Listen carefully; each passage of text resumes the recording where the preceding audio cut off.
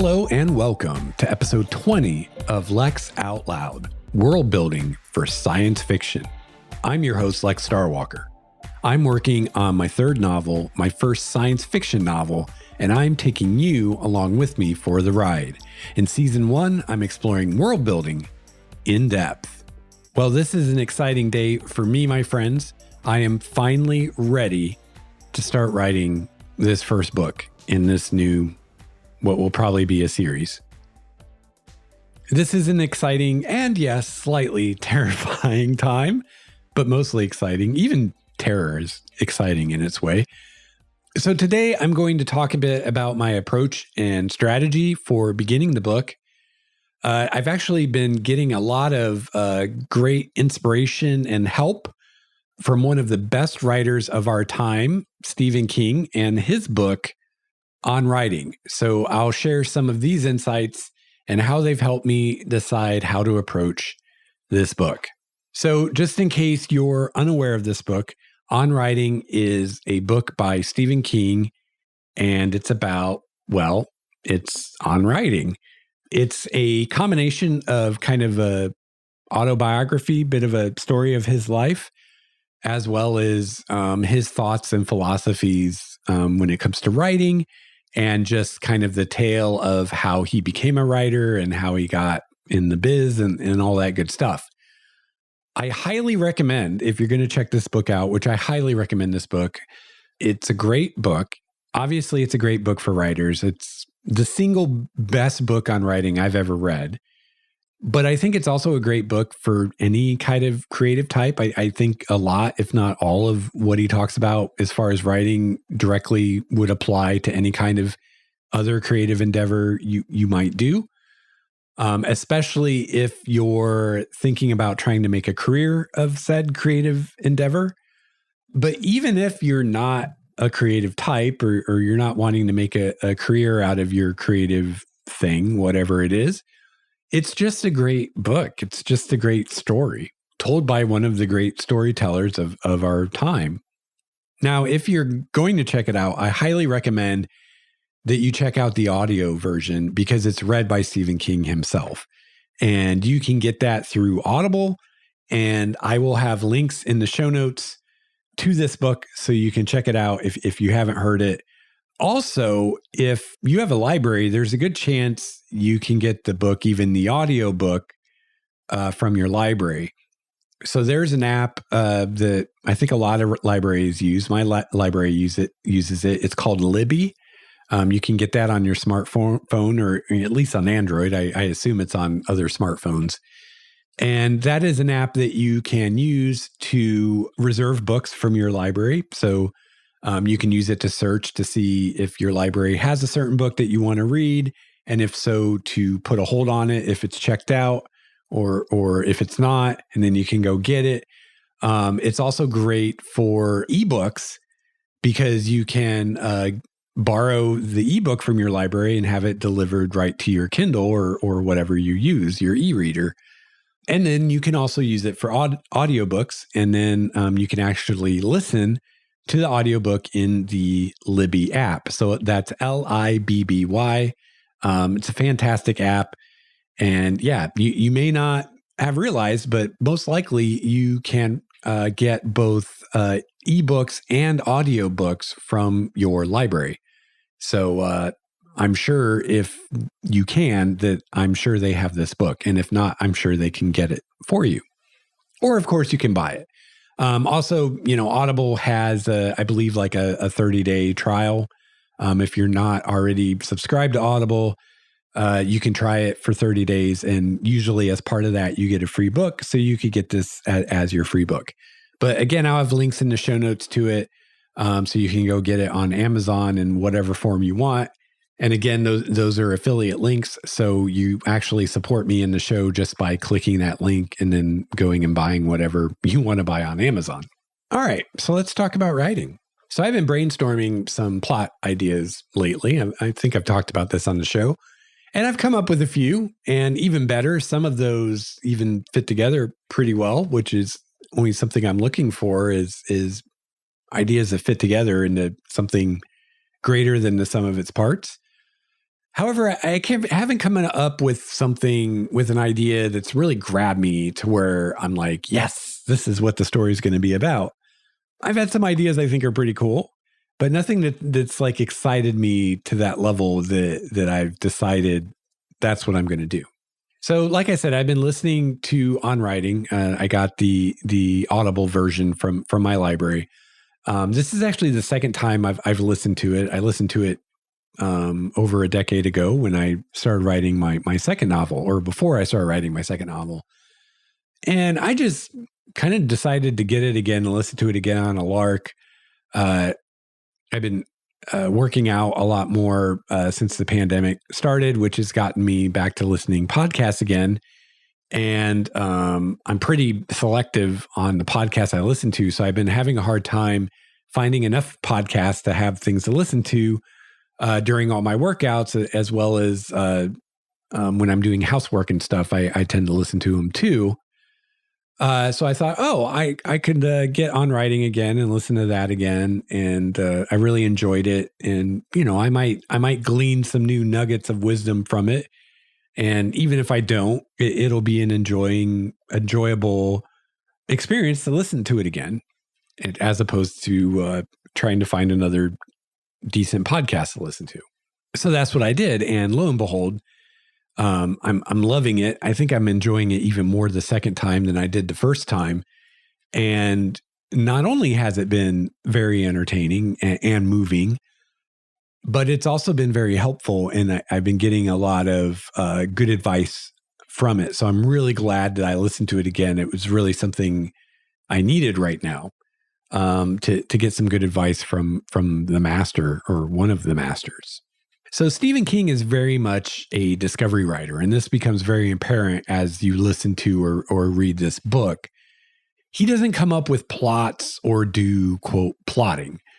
Instead, he starts with a situation that's interesting to him, and then he creates characters for the situation, and then he follows the story and the characters wherever it takes him. And it's all based on how the characters react to that situation and what the consequences are to what the characters do, and then just rinse and repeat. So I think I've talked on the show before about the difference between a discovery writer and an outline-based writer. I think I've talked about that, but just in case I haven't, or just for anyone who's new to the show, who maybe hasn't caught up on all the older episodes yet. So there's this idea that there's kind of two different types of writers, and really it's more of a spectrum. And these are the two opposite ends of the spectrum. So on one end of the spectrum, you have the outliner. So this is someone who sits down and plans the book or the story ahead of time, and they make an outline. Beginning, middle, end, act 1, act 2, act 3. And they outline the major plot points and how the story is going to end. And oftentimes, eventually the outline goes down to a chapter by chapter basis, what's going to happen in each chapter. And all this is done, and then they start writing. And the outline is their roadmap that they follow as they read the book. So that's the outliner. That's one side of the spectrum. The opposite side of the spectrum is a discovery writer. This writer doesn't do any of that. This writer just sits down and starts writing. And like I said, it's a spectrum. So, most writers probably aren't at one extreme end or the other, to where they're only an outliner or they're only a discovery writer. A lot of writers are probably somewhere in between. But like I said, Stephen King is very much a discovery writer. And I think he is at the extreme. Listening to him talk about writing On Writing, I don't see any evidence that he's an outliner at all. He seems to be purely a discovery writer.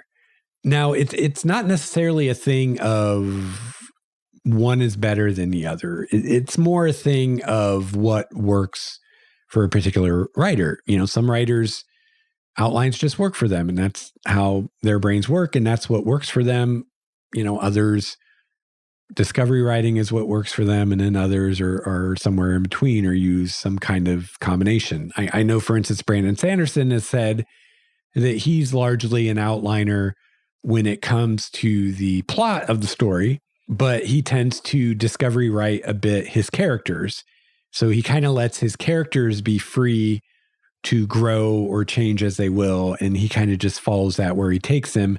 But he does have an outline as far as the overall plot of the story that he goes by, although, he may revise that as things go along, especially as the characters grow and change. So he's someone that's somewhere in the middle, but definitely seems to be much more on the outlining side of the spectrum than the discovery writing side of it. So I've always assumed that I myself was an outliner or would be an outliner. Just, whenever I've heard writers talk about the two different styles, and just to me, it's always sound like the outliner is what I am or what would work for me or what seems to make more sense to me. And I've just kind of always had that assumption. Or maybe that I'd be some kind of a blend of discovery writer outliner, but that I would lean more heavily towards outlining. When I wrote Dawn of Endless Night, which was the last novel I wrote, my second novel, that was the case. I was very much an outliner. I had an extensive outline that told me what happened in each chapter, and it even broke each chapter down into its scenes that made it up. I knew how the story was going to go from the beginning, and I knew what the ending would be long before I got to the end of the book. So all that said, coming now to my current project, I feel like I've started to lose a little bit of momentum here with this project. I'm really happy with where I'm at as far as the world building. The setting is really coming alive for me now, which is not to say that I know everything about it, but I know enough that I have this intuitive grasp of the setting where if I don't have an answer to a question, I can come up with one pretty quickly. And I feel like I have enough to get started. So now I feel like it's time to start writing. It's time to start writing the book. But I've been spinning my wheels a little bit because I still don't know what story I want to tell exactly. I mean, I know the setting quite well, the location and the time period, and I have some pretty solid ideas on my main character, but I've been struggling with the plot. What's the plot of the story going to be? So yesterday I'm listening to On Writing while I'm doing my workout, and Stephen King is talking about his process, and he starts going on about how he does not plot. When he writes a book, he never comes up with a plot for it. He never knows how it's going to end when he starts writing it. He's a discovery writer. And he has some opinions about people who do plot. And he feels that plotting is an inferior form of writing because he says that often books that are plotted feel unnatural, feel forced, feel mechanical. They feel like they were constructed. They don't feel like in a story that grows organically. They feel plotted. They feel, put together. Yeah, he says it a lot better than I do. So definitely listen to the book or read it. So he doesn't plot, and he doesn't think well of people who do plot. Or I think a better way to say it would be he doesn't think well of many books that are obviously plotted and not done so in a great way, I guess would be a way to say it. So what he does is he starts with a situation and with characters, and then he goes from there. I talked about this a little bit last week, and he described, how this works in the book. So as he's talking about this, about how, he comes up with this interesting situation and he gets to know the people that are in the situation. And then from there, it's just being true to those characters and being honest about those characters and saying, what is this character feeling in this situation? How is this character going to react? How's that character going to react? And what happens next? That's discovery writing. So as I said, I've always assumed I would be an outliner. Always before when I've heard about people talk about outliners versus discovery writers, which by the way, this is not something Stephen King talks about. At least I don't believe he does, not in this book.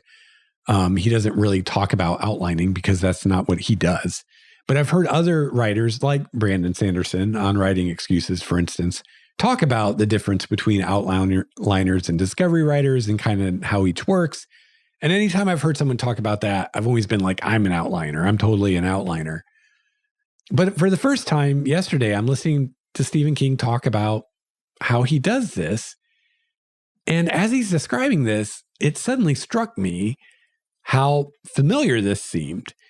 And it was familiar because it's very, very similar. In fact, it's pretty much exactly the same as to how I approach running a role-playing game like D&D. And I've done hundreds and hundreds of podcast episodes about being a GM, running a role-playing game. My podcast, GM Intrusions, and my later, more recent podcast, Game Master's Journey, was all about that. So it was just one of those moments where suddenly something is so obvious to you, you wonder how you never saw it before. And I'm like, oh my God, discovery writing sounds exactly like running a role-playing game, or at least how I run a role-playing game. So maybe I shouldn't be so quick to discount it. Maybe I shouldn't be so quick to assume that I'm an outliner. Maybe I'm more of a discovery writer than I realize, or maybe I have that potential. Maybe I'm not. Maybe I am an outliner, but maybe I could learn to be a discovery writer, and maybe I'd be a much better discovery writer than I would be an outliner. At the very least, it seems a way, and maybe a good way, to get past this kind of impasse that I'm at right now with this project. So I suddenly had this thought. Maybe I should try discovery writing. I've just always assumed that it wouldn't work for me. But like I said, it sure sounds a lot like GMing a D&D campaign, which I've done tons of. So maybe it would work for me. Maybe I'd be a lot better at it than I think I would be. But at the very least, like I said, it would get me writing. So I decided a few weeks ago that if too much time went by before I started actually writing this story, that I'd resort to a method that I came up with. I'm not claiming to be the first person to have ever thought of this, but I came up with this for myself, that I've been calling brute force writing, kind of in the spirit of a brute force hack to break someone's password. Brute force writing. So this is simply just sitting down to write and writing. I mean, that's pretty much it. But writing no matter what. Just sitting down and saying, I'm going to write for the next so many minutes, or I'm going to write so many words. And then you do it no matter what. You write what comes no matter what. Even if it sucks really bad, you still do it. You just do it. And yeah, it probably will suck. At least the first time or the first few times. At least for me, I'm sure it will suck. But the idea here is one of momentum. You know, a body at rest stays at rest unless acted on by a force. A body in motion stays in motion unless acted on by a force. So similarly, a writer at rest will tend to stay at rest. A writer who's not writing will tend to continue not to write. While a writer who is writing will tend to keep writing. So just by writing stories in my setting, even if they're horrible, even if they're pointless, even if they go nowhere, even if they make no sense, they'll get the gears turning in my brain, right? They'll get my brain used to writing in the setting, get it thinking in that deeper way about the setting, in that way that only happens when you start actually writing in it. You know, I saw this in my last book a lot, where, you know, my last story was set in Chicago. And for instance, I remember a particular scene I had take place in the waiting area of an office building. And when I sat down to write that scene, I thought I had everything I needed.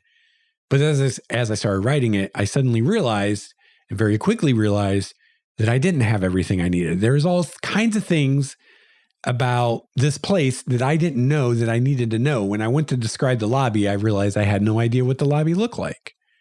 When I went to describe the rest of the building, you know, what's the elevator look like? What do the hallways look like? I had no idea. So I had to stop and come up with that stuff. So that kind of thing happens all the time. So for instance, my setting now, I feel like I've got a pretty good handle on it. And I'm sitting here telling you, I think I'm ready to start writing. But I'm not saying it's done. I'm not saying the setting is complete. I'm not saying the world building is done because I know better. I know it's not. And I know as I start writing things, I'm going to come up with things or come up against things all the time that I suddenly realize I don't know something I need to know to go forward. So sometimes I might stick a pin in what I'm writing and I might go figure that thing out or go find that thing out. Or probably more often, I'll just put a note in brackets. Hey, I need more information about XYZ here. Add that in the revision process. Because a lot of times it's better just to keep going and keep that momentum going. Especially if you're talking about setting stuff, you can fill those details in later.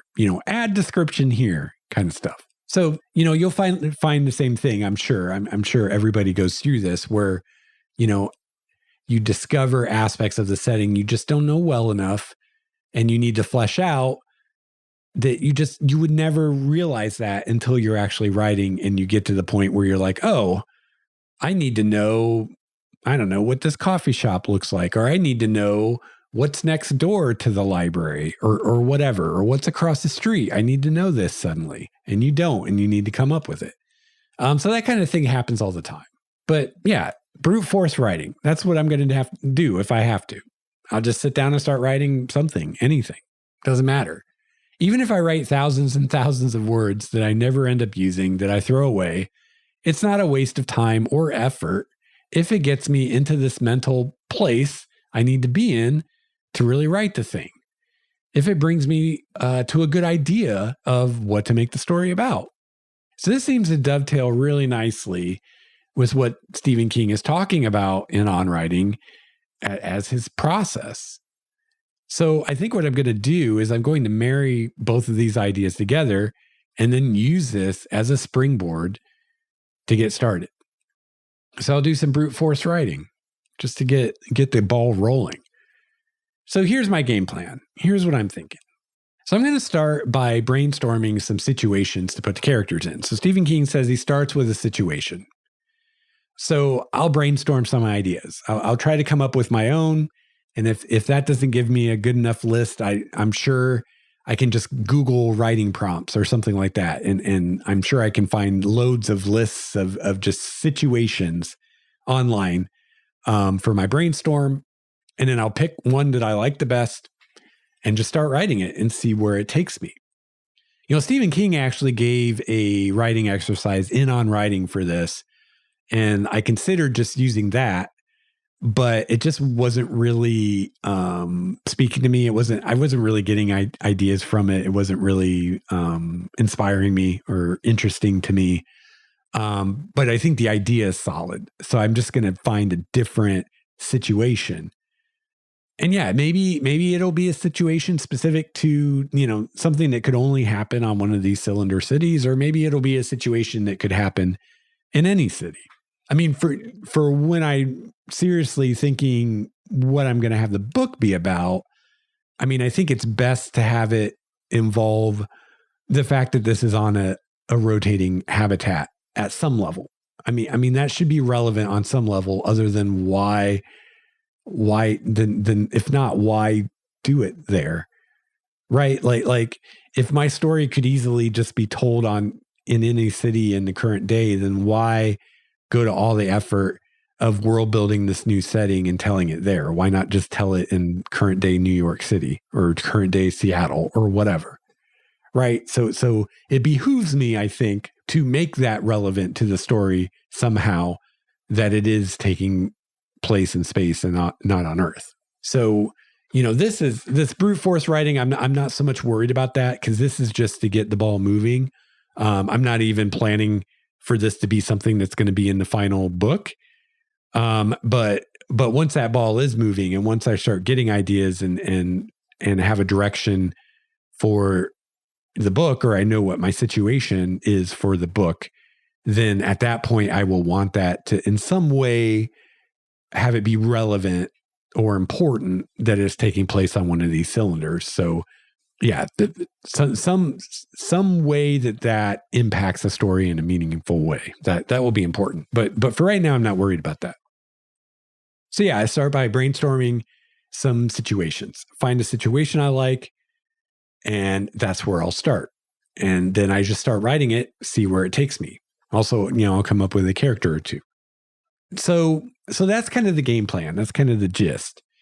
But Stephen King also had some other tips or recommendations that I thought were really great, and I'm going to take to heart to at least start out, and then I may make some adjustments. So the first one is write every day. Now, every writer's different. Everybody kind of has their own process, but at least for Stephen King, and again, he's a discovery writer, so I'm sure that has something to do with it.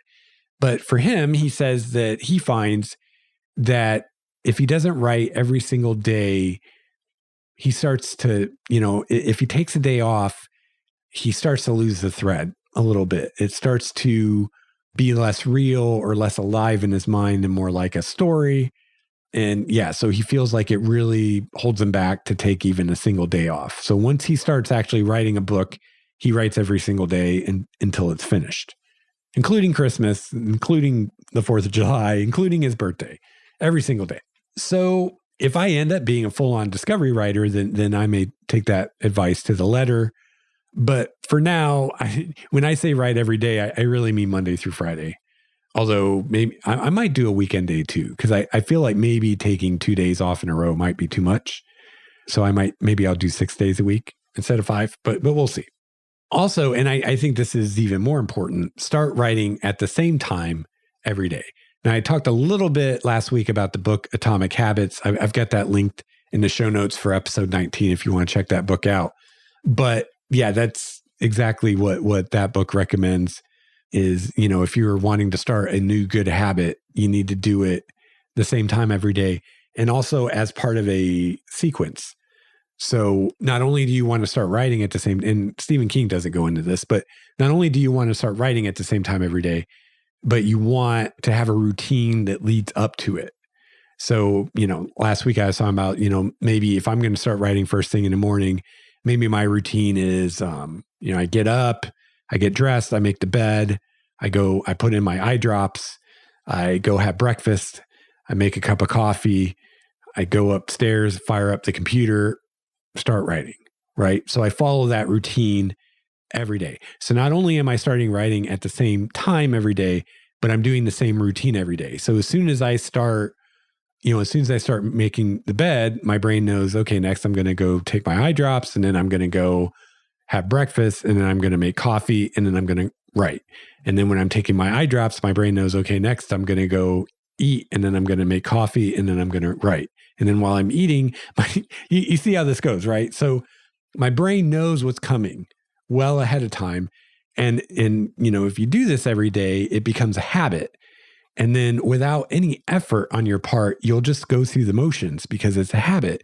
And you'll find yourself at 9 a.m. sitting in front of your computer, ready to write, your belly full of breakfast, your hot coffee cup in your hand, and your brain is ready to write because it knows it's now time to write. Just like, they recommend going to bed about the same time every night because your body gets used to it and it starts to wind down, preparing to go to bed if it knows, that you always go to bed at 11 p.m. or whatever it is. So write every day, start writing at the same time every day, make it part of a routine. And then number 3 is to set a daily word count goal and write until you hit that word count. Now, again, different writers do different things. Some writers set a time goal, like I'm going to write 4 hours or whatever. But I think the word count is good for me, at least, because at the end of the day, that's what matters. At the end of the day, it doesn't matter how many hours I spent writing. What matters is how many words I wrote. So, if I spend 8 hours writing, but I only write 50 words, so what? Right? Versus if I spend 2 hours writing, but I write 1,000 words, that's a lot better, right? So what Stephen King does is he writes 2,000 words a day, and he starts writing the same time every morning, and he stops when he gets his 2,000 words. So some days maybe he gets that 2,000 words in a couple hours. Other days, maybe it takes all day, but he's writing until he hits his target, which is 2,000 words.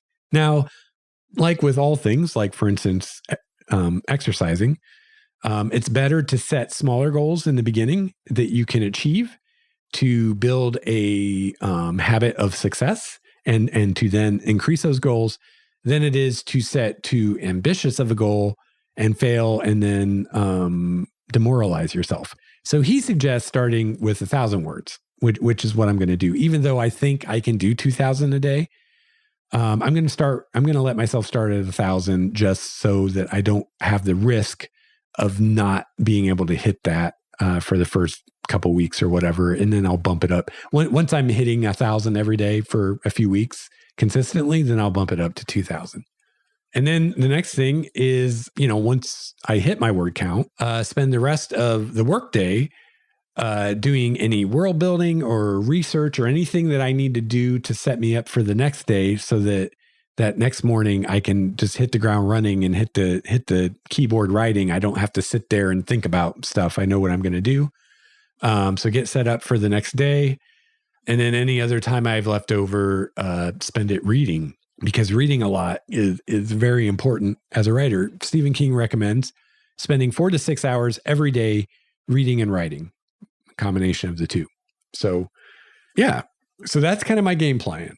Write every day, start writing at the same time every day, make it part of my morning routine.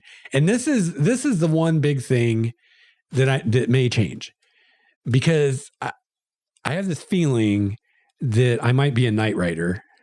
I just realized what I just said. Yeah, I'm a night writer. I love it. Awesome. So yes, I suspect I might be a night writer. So writing first thing in the day may just not work for me. I'm definitely more of a night owl, and it seems to me that I have much more creativity at night than I do in the day. But I want to start this. I want to start it this way because it seems like the best way to be consistent in the beginning is to start the day writing. I'm much more likely to do it every day if it's the first thing I do than if I put it off until later, if that makes sense. Because if my writing day starts at 10 p.m., there are a million things that could happen between the time I wake up and 10 p.m. to distract me or derail me or get in the way of that writing happening. But if it's literally the first thing I do every day, then it's more likely that I'll do it every day. Now, once, I have, kind of my routine set up, if I then feel that it's really difficult writing in the morning, and I feel like a big part of that is because I am writing in the morning and that I would be more successful writing at night, then maybe I'll try writing at night. What I'm thinking I may do, if that is the case, and if I can hack it, I think what I may try to do is, instead of trying to write at night instead, I will try to write at night also. I believe this is what Brandon does, or at least did. I heard him speak about his kind of daily routine, Brandon Sanderson. Of course, it may have changed since. I don't know how old that I think it was a video was. But I think that's kind of what he does he gets up at like noon. He's very much a night owl. And he says, I didn't become a writer so I could get up early every day. Part of the, I guess, benefit of being a writer is he gets to set his own hours, which is true.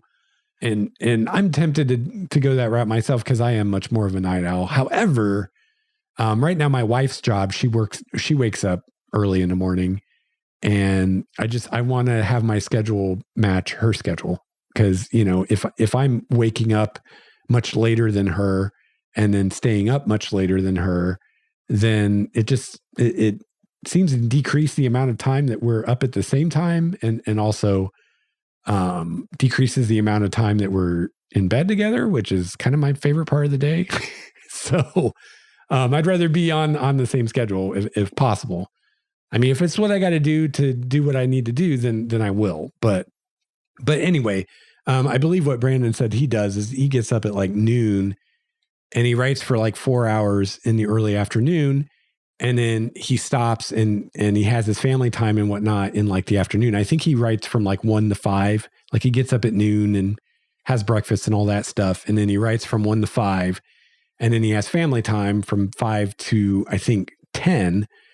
And then he writes, I think, from like 10 p.m. till 2 a.m.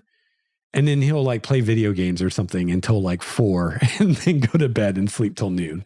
So that's kind of his schedule. But the key thing there is he writes in 2 4-hour blocks that are split up.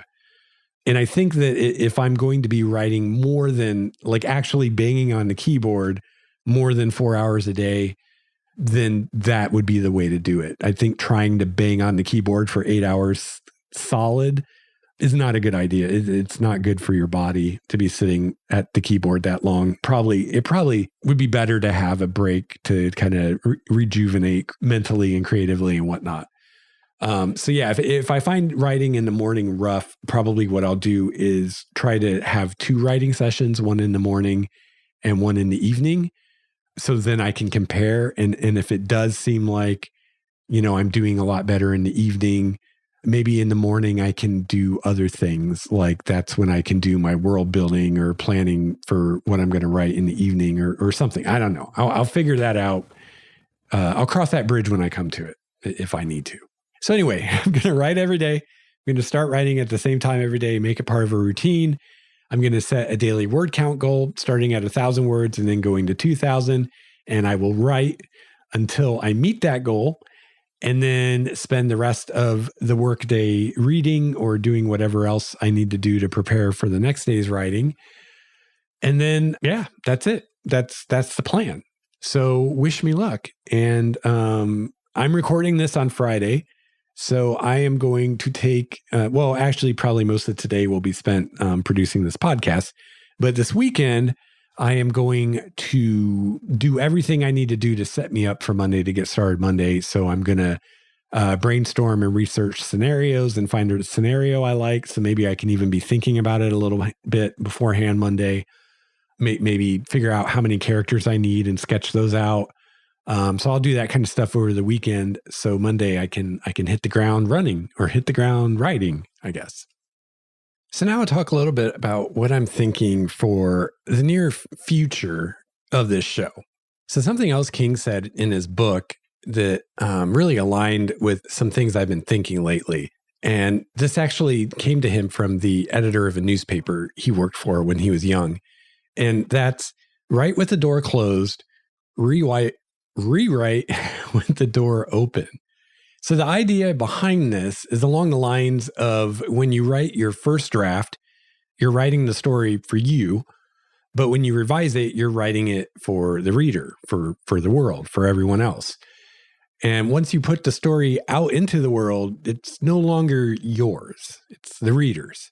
So as I said, this kind of aligns with some things I've been thinking, especially as far as my writing and how it pertains to the show and what I want to do with this show in the near future.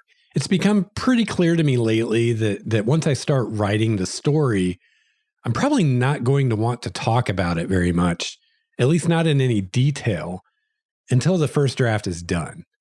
As King said, the first draft is mine, and I want to make sure that it is mine.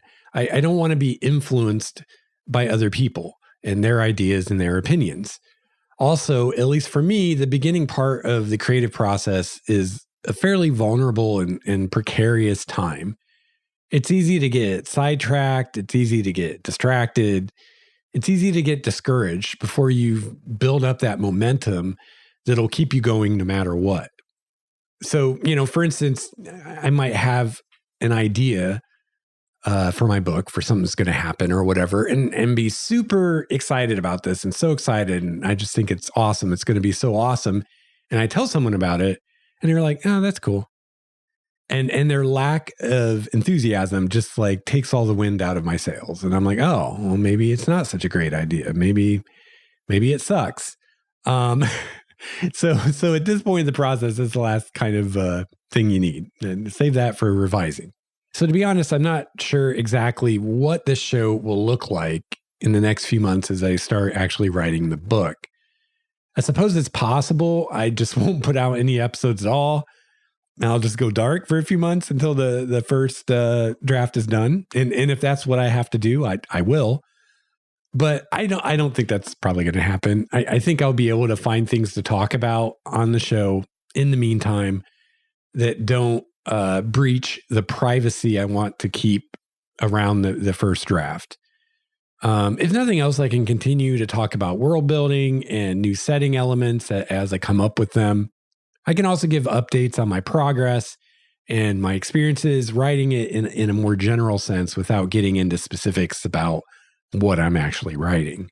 Of course, once I start writing the book, which I'm planning to do in earnest this next Monday, that will be the number one priority. I'm not even going to think about producing an episode of this podcast until that day's writing is done. This may mean this show doesn't come out every week. I don't know. Might be every other week. I don't know. So worst case scenario, there may be a hiatus of a few months as I crank out the first draft. But I think it's more likely that I'll be putting out episodes here and there as topics present themselves to me. Regardless, however it goes, once that first draft is done and I then start editing and revising, at that point, I will have loads and loads to talk about on the show. And at that point, if not before, the show will probably go back to fairly regular weekly episodes. And the other thing is that I also don't want to go into too much detail about what I'm actually writing because, I hope that people who listen to this will, when the book is ready and it comes out, will buy it and read it. And so I don't want to spoil it for you. I want you to be able to read it and enjoy it when I finish it in its final form. So yeah, we'll probably still be talking about some world building stuff. I can share things I come up with for the setting, things that change, things like that. I'm sure I can share any insights I have as I do this as far as the writing process, things I work, things that I find that work for me, I can share with you. And by all means, if you have questions or ideas of maybe things I could talk about during this time, feel free to let me know. I'd love to hear from you. And yeah, I'm very open to any ideas people have for episode topics. Among them, at the end of last week's episode, I talked a bit about the idea of maybe doing some live shows that could have more of a interactive or even question and answer kind of element to them. So check out last episode for more about that. And please let me know if you're interested in that, and if there's enough interest, we'll try to make it happen. So yeah, if you have any ideas of things you'd like to hear about, let me know. And yeah, if you're working on something yourself, let me know. I'd love to hear what you all are working on. You can email me at lexoutloudpodcast@gmail.com. You can follow me on Twitter @LexStarWalker. And you can call my voicemail 951-465-5391. And finally, please join our community on Discord. You can find a link to our Discord server in the show notes at starwalkerstudios.com/LOL. And yeah, join us in Discord. Everyone's welcome there. And yeah, I hope to see you in there. So that's going to wrap it up for me for this week for Lex Out Loud, world building for science fiction. I hope that you enjoyed the episode. I hope you go check out Stephen King's book on writing. Again, I'll have links to that in the show notes so you can get a hold of that. Or if you're tight on, I definitely recommend if you can to buy the book and support Stephen King. But if you're tight on cash right now, as I know a lot of people are right now, check your library and check that Libby app and see if you can get maybe even the audio version, which would be awesome, or if not, get the ebook version or the physical copy from your library and check it out. It's really great stuff. So wish me luck as I continue my journey in this adventure. And yeah, maybe in the Discord, I'll give some status updates here and there. As far as how I'm doing, and for sure, I'll let you know how things are going next time I speak to you on here. So I hope everyone is healthy and safe, and I hope everyone's getting vaccinated. I've gotten my first shot and am eagerly awaiting the second one, and looking forward to being fully vaccinated and having a return to some degree of normalcy. Will be very nice. So yes, please get vaccinated. Please make sure everyone you care about around you, and even people you don't care about, are getting vaccinated. We've all got to do it. That's the only way we're ever going to be able to have a normal life again, is if everybody gets vaccinated. So yeah, let's do it. And if you are someone who can't, my heart goes out to you, and hopefully you will be able to soon. I know here in the U.S., we're starting to deal with an oversupply. It sounds like. So hopefully, we'll be getting those to people who need them in other countries. But yeah, we'll get through this. But we've all got to do our part.